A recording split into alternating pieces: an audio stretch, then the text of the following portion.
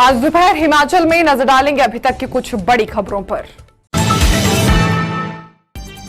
गांधी चौक के पास लाश मिलने से सनसनी, छानबीन में जुटी पुलिस। ऊना में हैंडमेड कार्टन ब्रांच रोकेगी आग की लपटें।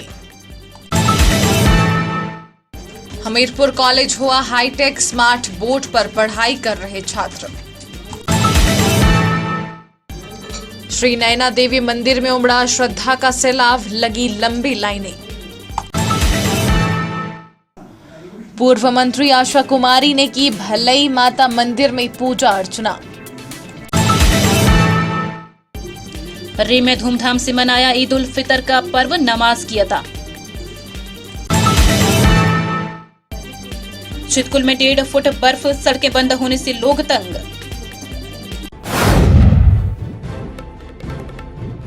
This bulletin is brought to you by Rainbow International School, Nagrota Bagwa, The Magnet Public School, Hamirpur, and The Roots Country School, Baghi, Shimla. अब खबरें विस्तार से। पुलिस थाना हमीरपुर के तहत गांधी चौक के समीप एक गली में व्यक्ति का शव बरामद हुआ है। व्यक्ति के शरीर पर चोटें आई हैं तथा खून बह रहा था। किसी ने व्यक्ति को यहां बेसुध अवस्था में पड़ा हुआ देखा तथा पुलिस को सूचित किया। मृतक मिस्त्री का काम करता था तथा शुक्रवार को सुबह के समय घर से काम पर निकला था। जब रात को घर नहीं पहुंचा तो परिजनों ने इसे रात भर ढूंढा, लेकिन कोई पता नहीं चल पाया। शनिवार को सुबह के समय गांधी चौक के समीप गली में इसका शव मिला है। वहीं पुलिस ने मामला दर्ज कर छानबीन शुरू कर दी है।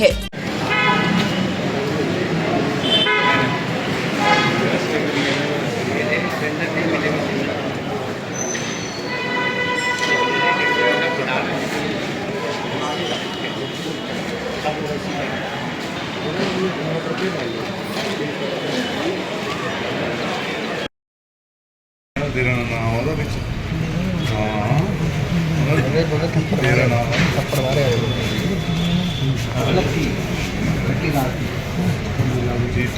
जी अग्निशमन केंद्र ऊना में हैंडमेड कर्टन ब्रांच तैयार की गई है। वैसे तो सरकारी तौर पर आग बुझाने के लिए कई प्रकार की ब्रांचें हैं, लेकिन ये खुद ऊना में तैयार की गई है। ये आग बुझाने वाले फाइटरों के पास आग नहीं फटकने देती और एक दीवार बनाकर आग की लपटों को रोक लेती है। कमांडेंट होमगार्ड्स हितेश लखनपाल ने कहा कि अग्निशमन विभाग पूर्ण तौर से हाईटेक है। अग्निशमन अधिकारी सुरेश कुमार ने बताया कि शनिवार को इस उपकरण की टेस्टिंग की गई। यह उपकरण फायर फाइटर को आग बुझाते समय आग की लपटों, हीट और डाइल्यूट होने वाली गैसों की स्थिति में कार्य करने में मदद करने में कारगर है।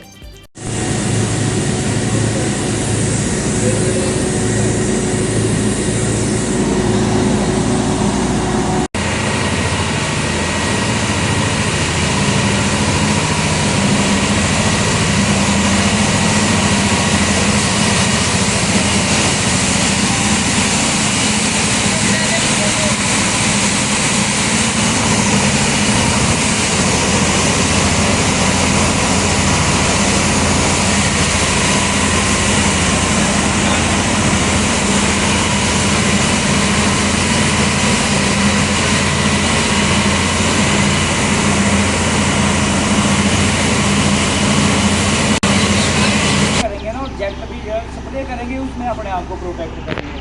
जैसे आपको लगा अब अपने आप को प्रोटेक्शन मिलेगी, फिर आप जेट घुमा लोगे। मल्टीपर्पज़ क्यों बनाया है? इसीलिए बनाया है। ये भी नहीं है वो कर्टन बनाएगी, आपको प्रोटेक्ट करेगी। जब आपको पता है अब स्प्रे की जरूरत है, अपने पानी को जो है वो ज़्यादा फैलाना है।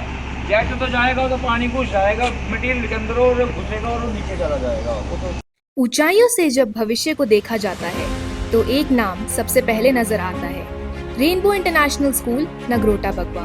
यह केवल एक स्कूल नहीं, यह एक विजन है जहां शिक्षा, संस्कार और सपने एक साथ आकार लेते हैं। Rainbow international school quality education के साथ स्टूडेंट्स को फ्यूचर रेडी बनाता है। यहाँ लर्निंग और कैम्ब्रिज एवं CBSE स्टैंडर्ड्स पर आधारित है। रेनबो इंटरनेशनल स्कूल में अटल टिंकरिंग लैब, इनोवेशन और क्रिएटिविटी का केंद्र है। हमें गर्व है अपने जर्मन लैंग्वेज अचीवमेंट्स पर, जहां छात्रों ने अंतर्राष्ट्रीय स्तर पर उत्कृष्ट प्रदर्शन किया। जर्मनी कल्चरल एक्सचेंज प्रोग्राम के अंतर्गत जर्मनी से आए छात्र लूकास हमारे विद्यालय का हिस्सा बने। हमारी 11वीं की छात्रा श्रिया ने जापान विजिट में भाग लेकर विद्यालय और देश का नाम गौरवान्वित किया है। खेलों में भी रेनबो इंटरनेशनल स्कूल अग्रणी है। Horse riding, table tennis, gymnastics, cricket, हमारे विद्यार्थी एकेडमिक और स्पोर्ट्स दोनों क्षेत्र में शाइन कर रहे हैं। सार्थक आर्य ने एशियन यूथ गेम्स में टेबल टेनिस में ब्रोंज मेडल जीतकर भारत और रेनबो का नाम गर्व से ऊंचा किया। जिम्नास्टिक्स में भी हमारे छात्रों ने राष्ट्रीय स्तर पर मेडल जीते और हमें गौरवान्वित किया।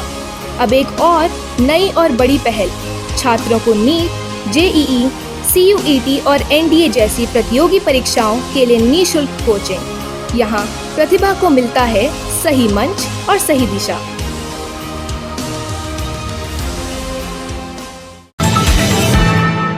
नेताजी सुभाष चंद्र बोस राजकीय उत्कृष्ट महाविद्यालय हमीरपुर काफी हाईटेक हो गया है। कॉलेज के प्रत्येक क्लासरूम में स्मार्ट बोर्ड लगाए गए हैं। यही नहीं, कॉलेज में वर्चुअल क्लासरूम भी बनाया गया है, जहां से किसी भी कॉलेज के प्राध्यापक ऑनलाइन लेक्चर दे सकते हैं। बता दें कि राजकीय महाविद्यालय हमीरपुर में कॉमर्स संकाय, आर्ट्स और विज्ञान संकाय में स्मार्ट बोर्ड लगाए गए हैं। इन स्मार्ट बोर्ड पर पढ़ाई काफी रोचक हो गई है। प्रधानाचार्य वीडियो के माध्यम से भी छात्रों को पढ़ा सकते हैं। सभी कक्षाओं में 90% कक्षाओं में ये जो है वो डिजिटल बोर्ड लग चुके हैं और सभी प्राध्यापक इसका भरपूर प्रयोग कर रहे हैं। हम बच्चों को भी स्टूडेंट लर्निंग के माध्यम से कि बच्चे भी इन बोर्ड पर लिखें और समझें, उनके लिए भी एक उचित अवसर प्रदान कर रहे हैं। अब हमारे वर्चुअल क्लासरूम वर्तमान में एक ही है, 2 और नए वर्चुअल क्लासरूम हम बनाने जा रहे हैं, ताकि जो हमारे सराउंडिंग में जो कॉलेजेस हैं, ताकि वो विद्यार्थी भी हमारे जो सुविधाएं हैं इनका आनंद ले सकें, या जहां टीचर नहीं हैं वो हमारे यहाँ से टीचरों के थ्रू जो है वो पढ़कर अपने जो है वो कमी पूरी कर सकते हैं। तो हमारा भविष्य में यही है कि हम जो कॉलेज क्लस्टर है, इसके अंडर जो भी कॉलेज आएंगे वो उन सभी कॉलेजों को यहाँ से कनेक्ट कर देंगे और सभी विद्यार्थी जो है वो यहाँ पूरी प्राध्यापकों का मार्गदर्शन ले सकते हैं, उनके लेक्चर भी सुन सकते हैं, अपने क्रॉस क्वेश्चन भी कर सकते हैं। तो भविष्य में हमारा यही योजना है, जिसके लिए हम भरपूर प्रयास कर रहे हैं और आदरणीय श्री सुखविंदर सुक्खू जी माननीय मुख्यमंत्री की भी यही सपना है और हम इस सपने को साकार करके ही छोड़ेंगे। हिमाचल प्रदेश के विश्वविख्यात शक्तिपीठ श्री नैना देवी मंदिर में आज तीसरे नवरात्र के उपलक्ष्य पर जहां पर श्रद्धालुओं ने माताजी के चंद्रघंटा स्वरूप की पूजा अर्चना की और अपने घर परिवार के लिए सुख समृद्धि की कामना की। चैत्र नवरात्र के दौरान जहां मंदिर प्रशासन के द्वारा श्रद्धालुओं की सुविधा हेतु पुख्ता बंदोबस्त किए गए हैं, वहीं पंजाब, हरियाणा, हिमाचल प्रदेश, दिल्ली, यूपी, बिहार और अन्य राज्यों से काफी संख्या में श्रद्धालु माताजी के दरबार में नवरात्र पूजन के लिए पहुंच रहे हैं।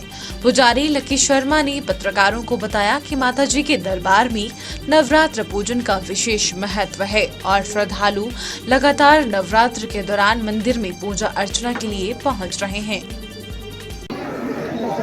मां नैना देवी के दरबार में आजकल नवरात्रे चले हुए हैं और इन चैत्र नवरात्रों की आज तीसरा दिन है और इन नवरात्रों में जो है हजारों की संख्या में बहुत श्रद्धालु माँ के दरबार में पहुँच रहे हैं और माँ का आशीर्वाद प्राप्त कर रहे हैं। मैं बताना चाहूँगा कि नवरात्रों में जो है वो पूजा अर्चना यज्ञ पाठ करने का विशेष महत्व होता है और इसी वजह से जो है हजारों श्रद्धालु माँ के दरबार में पहुँच रहे हैं और माँ का आशीर्वाद ले रहे हैं। और मैं विशेष रूप से कहना चाहूँगा कि इन नवरात्रों में मंदिर न्यास द्वारा बहुत अच्छे इंतजाम सुचारू रूप से लोगों को दर्शन करने के लिए किए गए हैं।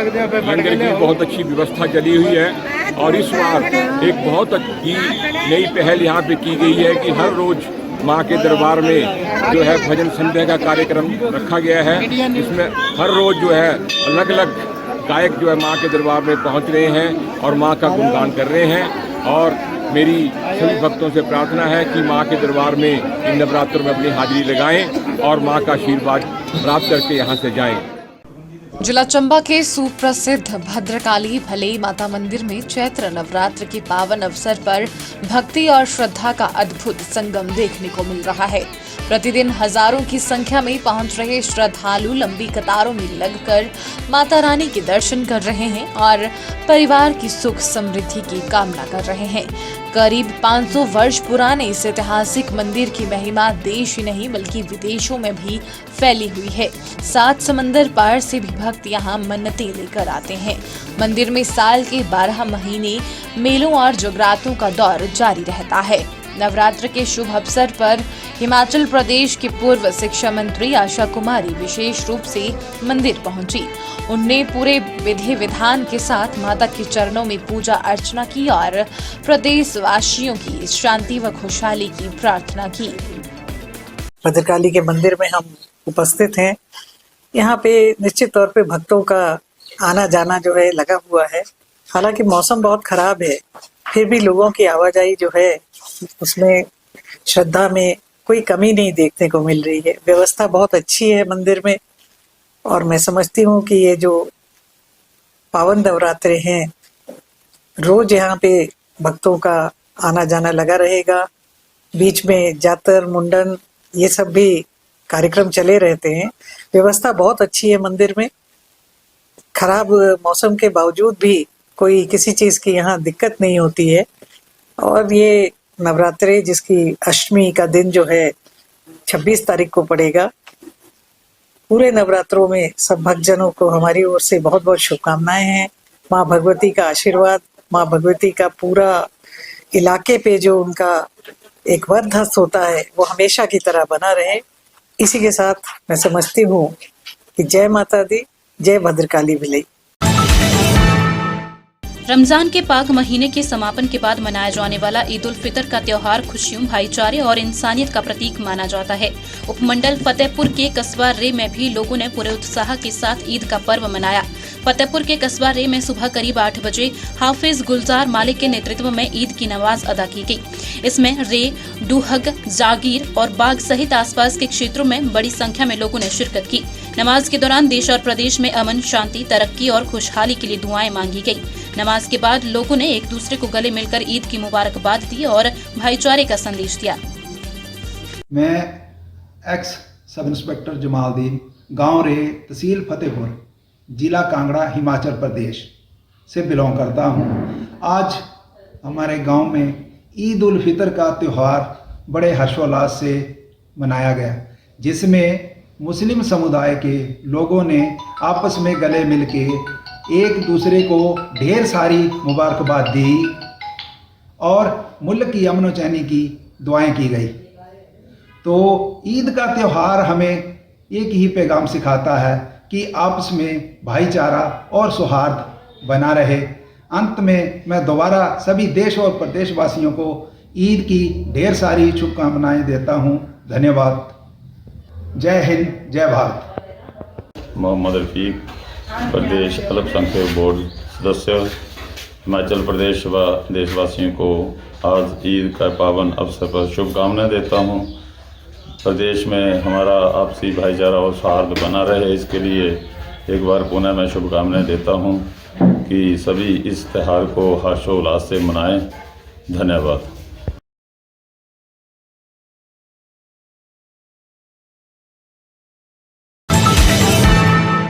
भारत चीन सीमावर्ती क्षेत्र के साथ लगते प्रदेश के आखिरी गांव चितकुल में 4 दिनों तक रुक कर बर्फबारी हुई, जिसके बाद आज मौसम ने पूरी तरह से करवट बदल ली है और सूर्यदेव के दर्शन हुए हैं।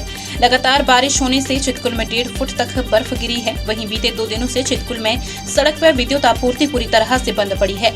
सड़क मार्ग पर बर्फ को हटाए जाने का कार्य भी जारी है। वहीं विद्युत आपूर्ति को भी बहाल करने में राज्य विद्युत बोर्ड के कर्मचारी जुटे हुए हैं।